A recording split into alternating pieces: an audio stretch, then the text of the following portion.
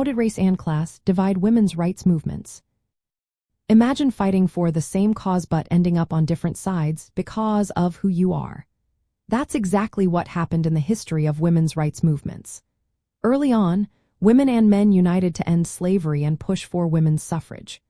Leaders like Lucretia Mott, Lucy Stone, and Sojourner Truth worked together, believing that ending slavery and gaining voting rights for women were connected. They thought that once the Civil War was over, everyone, no matter their race or gender, should have the right to vote. But things changed after the 15th Amendment was passed in 1870. This law gave voting rights only to African American men, leaving women of all races out. Many white suffragists felt betrayed and started to focus only on women's voting rights. Some even made racist comments, suggesting that black men should get the vote before women, or questioning why black men without education should make laws for women. This created a big split in the movement. The main group, which was mostly white women from wealthier backgrounds, started to ignore or distance themselves from women of color and working-class women. During the early 1900s, especially when racial tensions were high and many black Americans moved north, white suffragists avoided working with black women.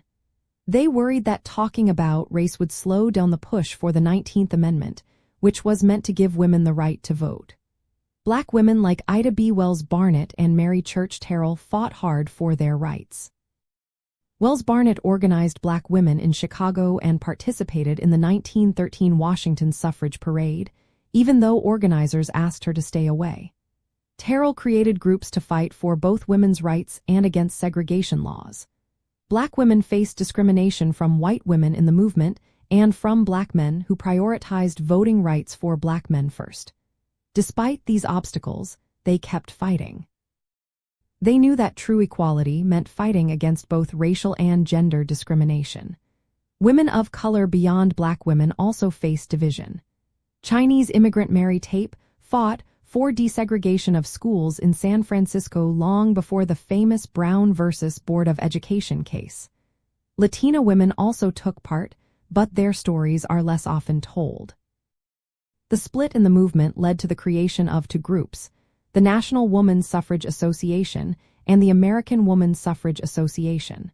This division reflected disagreements about who should get rights first and how to get there. Looking at this history, we see that women's heritage is made up of many stories of struggle and resilience. Some women fought to be included, while others were left behind. These divisions show us that women's history is not just one story but many stories of fighting for fairness. Recognizing these differences helps us understand the full picture of women's fight for equality and reminds us that progress often comes from overcoming divisions and working together.